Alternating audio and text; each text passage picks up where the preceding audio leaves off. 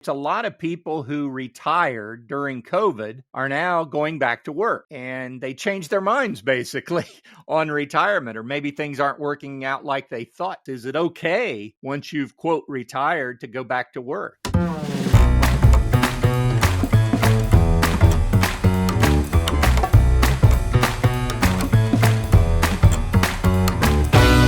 it's time for the Rock Life segment. Today we're going to talk about passion and purpose in retirement. And to help us do that, as always, is coach in the Rock Retirement Club, Kevin Gramps Lyles. Kevin, how are you doing? I'm doing great, Roger. What silly name are you going to have now that you're a grandfather? I'm going to be Papa. Papa? Papa. Papa Kev. I like Papa it. Kev. I like it. So this is maybe part of your purpose now that you have your first grandchild. What are we going to talk about when it comes to purpose and passion? Well, I wanted to talk today about unretirement. Have you heard that term? Probably, but not recently. What do you mean by unretirement? So I just came across this term. I was listening to a Wes Moss Retire Sooner podcast, and he used it, but it's a pretty new phenomenon. It's a lot of people who retired during COVID are now going back to work. And they changed their minds basically on retirement, or maybe things aren't working out like they thought it was. And I just thought, let's talk a little bit about this. Is it okay once you've, quote, retired to go back to work? What do you think? So are we talking about going back to full-time work? We're talking about going back in any capacity. I think most of them. Any capacity. Yeah, I think most people are probably going back part-time. But not all of them. Some are going back to their original career. The reasons people are citing for this are loneliness. They miss having a community around them, boredom, which I don't understand, and financial reasons. Obviously, with all the inflation we've had, I think some people are getting concerned about that. So people are going back to work. I think all of those reasons. I probably would add another reason that isn't as evident, because I've definitely seen people go back to work a lot in some capacity, whether it's the Ace Hardware or consulting back with their company. I think another reason is one of my favorite words is agency.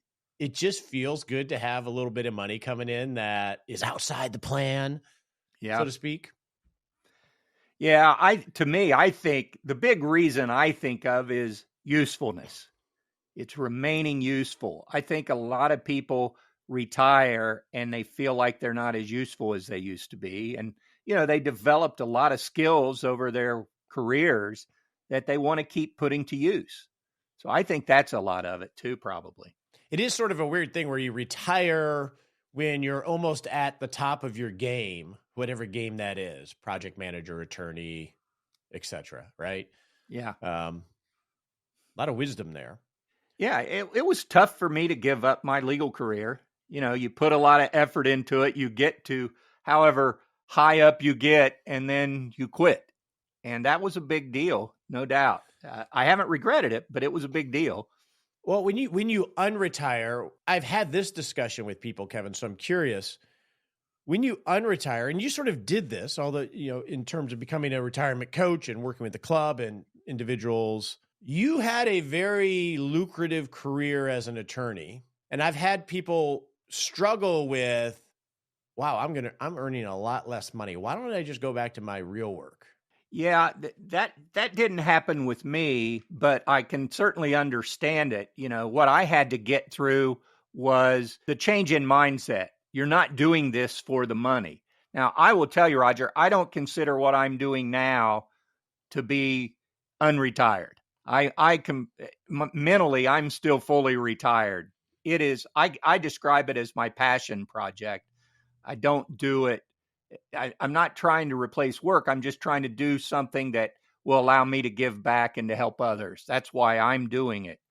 But, you could quibble and say, well, you're working, that is a part-time job, if you will. I just don't consider it a job because I don't have to show up. I don't have to do anything I don't want to do. So that for me takes it out of the work category. That makes sense. This is more of what David Brooks would call your second mountain, your community and your service, and Yeah, so unretirement is more going back to work and having some obligations time wise. I think so. But and to me, that's the key to making unretirement work, if you will. It is I don't like it if the reason you're going back and doing it is just because you sort of failed at your try at retirement. You didn't plan well enough, you didn't have other things you wanted to do. I like it if you're doing something you really like. Carl Richards has a thing that says have a list, a stop doing list and a keep doing list about your job. What are the things you want to keep doing? What do you stop doing? And use those lists to decide on what you're going to do next. And I sort of like that approach. If you can reduce the stress in your life, if you can maintain a good work-life balance and still be unretired, then I'm all for it as a coach. I was actually just thinking of an example as you were talking, Kevin. Not that I wasn't listening to you, by the way. I have a client, and you know what his unretirement is? He assembles things in Lowe's. I think it was Lowe's or Home Depot, kidding. one of those two. And so he goes in, maybe 15, 20 hours a week, and he just sits in the back room assembling grills and play sets and lawnmowers. And he loves to tinker. So this just gives him the chance to just go make a little coin, get out of the house and tinker and actually follow those instructions that you and I throw out. So he's a unicorn. He enjoys doing what the rest of us despise, which is putting things together with those lousy instructions, the screws and the nuts in the little plastic thermofoil pouches. Well, I'm glad God makes those people. Right? Absolutely. So you and I don't have to do those things. But I guess that would be an example. I mean, I don't know what he gets paid at the home improvement store, but it serves its purpose and gives him some fun money. Exactly. The money is always nice. The community is even better from a retirement standpoint. We talked about loneliness and boredom. You won't be lonely or bored if you're working with people you enjoy being with every day. So I think that's the key: is figure out what is it. Why are you doing it? Is it identity? You've lost your identity once you stopped work. You're lonely. You're bored. Figure out what you're doing, and then figure out how to fill that void. Then I'm all for it. So here's a question when it comes to unretirement, because it could get you moving forward again. Let's say you've retired and you haven't really figured out what you're going to do with your day, whether it's hobby-wise or life-wise. When should you decide, maybe I should explore something like this, or should I just go try to figure this out? Because sometimes it could just be a safety valve that gets you out of. When should you decide, I just got to keep trying to figure out my hobbies and purpose, versus maybe I should go unretire? Yeah, we talk about the different phases of retirement, and I think you need to get through that, quote, honeymoon period. But most of us don't struggle through that period. Most retirees, the vast majority, love that period. You're just sort of relaxing, you're unwinding. But after you've gotten through that, give it a few months to try to figure out, make sure it's what you want to do. I don't want to see someone rushing back into their career when maybe just adding some other activities, some more human interactions into their day-to-day life could help. But I don't think one thing I believe is it's not a failure if you unretire. Don't consider it not that. At all. A lot of people do. Just make sure you're doing it for the right reasons and you're adding to your life.